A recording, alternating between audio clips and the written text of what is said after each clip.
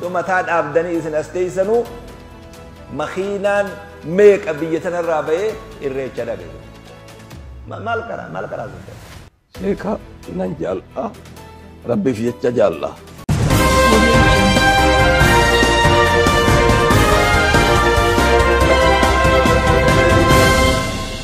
Oduu teenya jalqabaatiin Abdiisaa Baancaa Jaarraa tahee jedhee hayyuu amantaa Islaamaa Sheek Amiin Ibroo arrabsuun dheekkamsa kaase. Wayita ayyaanni irreechaa gahu qaamonni ayyaana kanaaf akka abbaatti of fakkeessan hawaasa Oromoo amantaadhaan qoodanii arrabsoon isaan fayyadaman saba kana burjaajeessaa jira jedhame.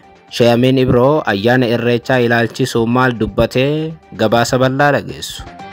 Oduu itti aanuun Masriin qoonni bishaanii isii yoo irrate mala biraa barbaaduu fi jedhan muumichi ministeera Masrii.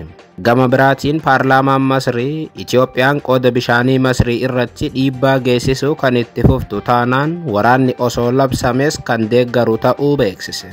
Dhimma laga Abbayyaa irratti marii Masrii keessatti itti fufe isin biraan geenya. Oduudhuma wal qabateen mariin gaafa kamisaa Asmaraatti taasifame Itoophiyaa waliin akka wal hin qabanne Soomaaliyaan beeksifte. Gabaasa guutuu dhageessu. Oduu teenya xumuraatii fi biyyaalaatiin baha giddugaleessaa keessatti waraanni babal'achuun Ameerikaa yaaddeessu ministeerri haajaa alaa Ameerikaa Antooniyoo Bilinkan himan. Raashiyaan immoo mata jabina Israa'elii fi Ameerikaatiin waraanni baha giddugaleessaa babal'atee jette. Gabaasa guutuu ni dhageessu. Akkam jirtu daawwattootaaf hordoftoota Olee Global Media. Oduuf odeeffannoo keenya guyyaarraa tokko jennee jalqabneeti jirra. Odeeffannoo keenya ijoo isaa amma dhageessan guutuu isaa isin biraan geenya. Haga xumuraa sagantaa keenyaatti dhaggeeffachuun yaada qabdan gara koomentiitiin nuuf barreessaa. Viidiyoon keenya namoota hedduu bira akka dhaqqabuuf ammoo like, share, subscribe godhuun dagatinaa isiniin jenna. Kallattumaan gara gabaasa bal'aattiin isin qajeelcha.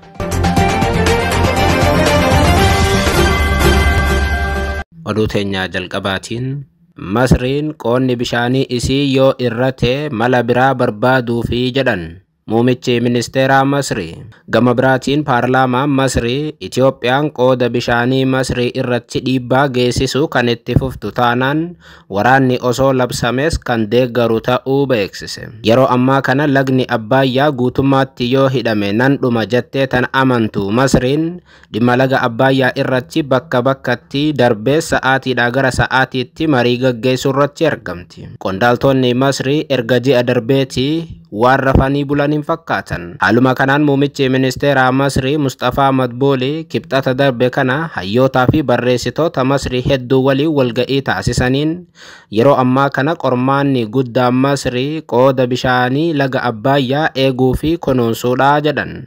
Akka ministeerri bishaanii Masrii jedhutti Masriin hanqina bishaanii dhibbeentaa 55 kan qabdu yoo ta'u kanarraa kan ka'e guutummaatti laga Naayil irratti hirkatti.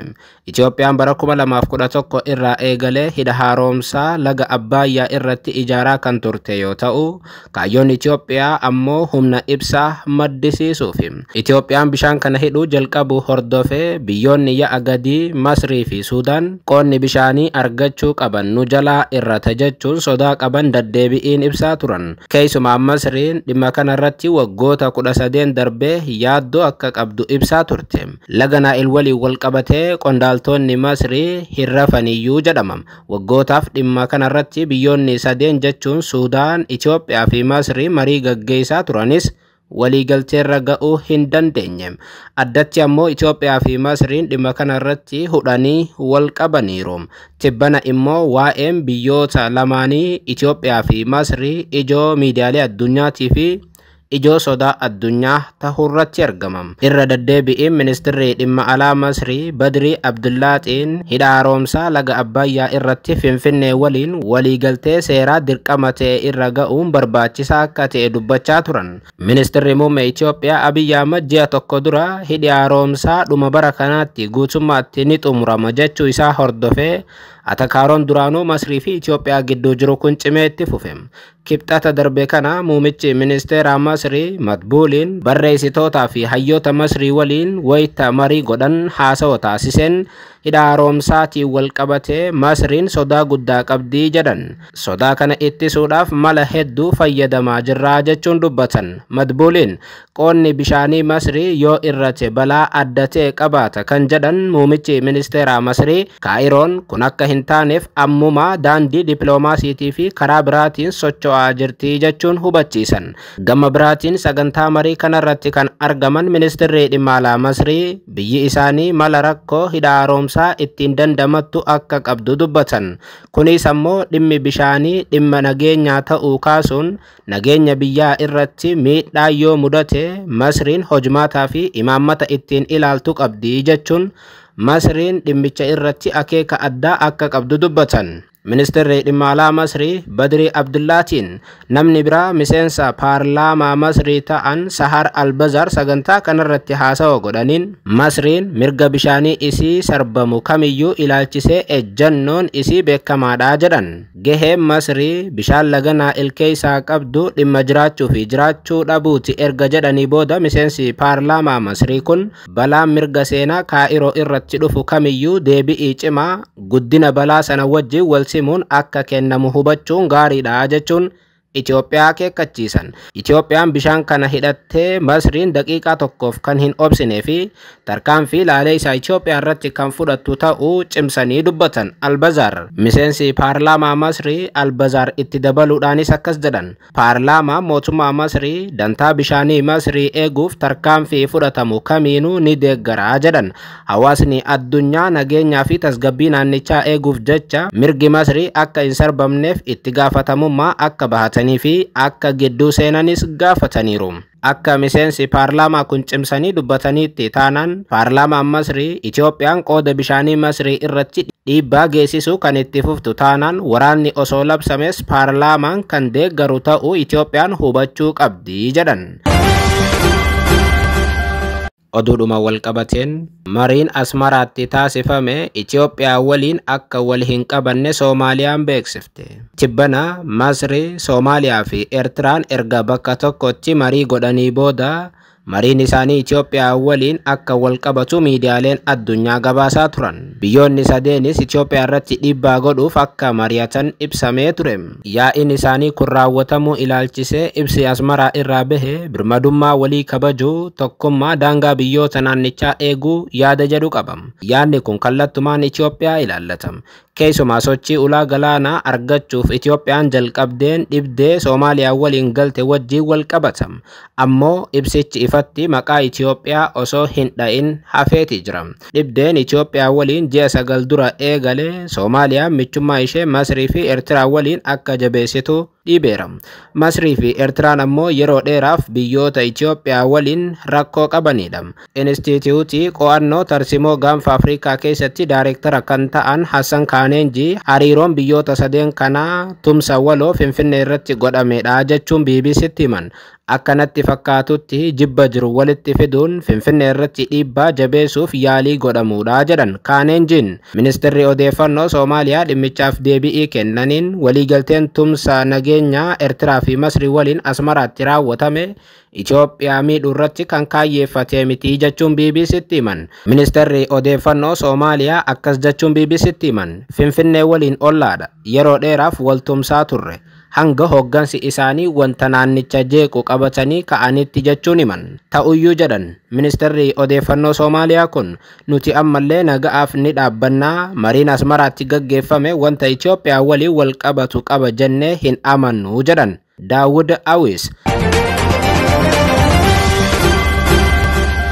Oduu biraatiin Abdii Saabaan Caajaarraa tahe jedhee hayyuu amantaa Islaamaa Sheek Amiin Ibroo arrabsuun dheekkamsa kaase. Wayita ayyaanni irreechaa gahu qaamonni ayyaana kanaaf akka abbaatti of fakkeessan hawaasa Oromoo amantaadhaan qoodanii arrabsoon isaan fayyadaman saba kana burjaajeessaa jira jedhame. Haaluma kanaan kaleessa galgala Abdii Saabaan Caajaarraa namni jedhamu dubbii Sheek Amiin Ibroo dubbate jallisuun hayyuu guddaa amantaa Islaamaa Oromoon qabdu arrabsuun hawaasa Musliimaa muslimaa mufachiiseera. Abdiisaa Baancaa kaleessa galgala miidiyaa hawaasaa isaa irratti dubbii Sheek Amiin Ibroo hin jedhin jedhaniiru jechuun akkanaan kataban. Osoo isin eessa jirtanii makiinaan meeqa asiin darbee irreecha deema? Irra shantanii darasaan maal hojjetaa turte? Jechuun Sheek Amiin Ibroo akka dubbataniitti fakkeessuun barreesse Abdiisaan. Itti dabaluudhaanis Abdiisaan sheeka waraana labsu nurraa haa qabu jechuun xumure. Dubbiin Abdiisaa Baancaa jallisantun ammoo hawaasa muslimaa mufachiiseera.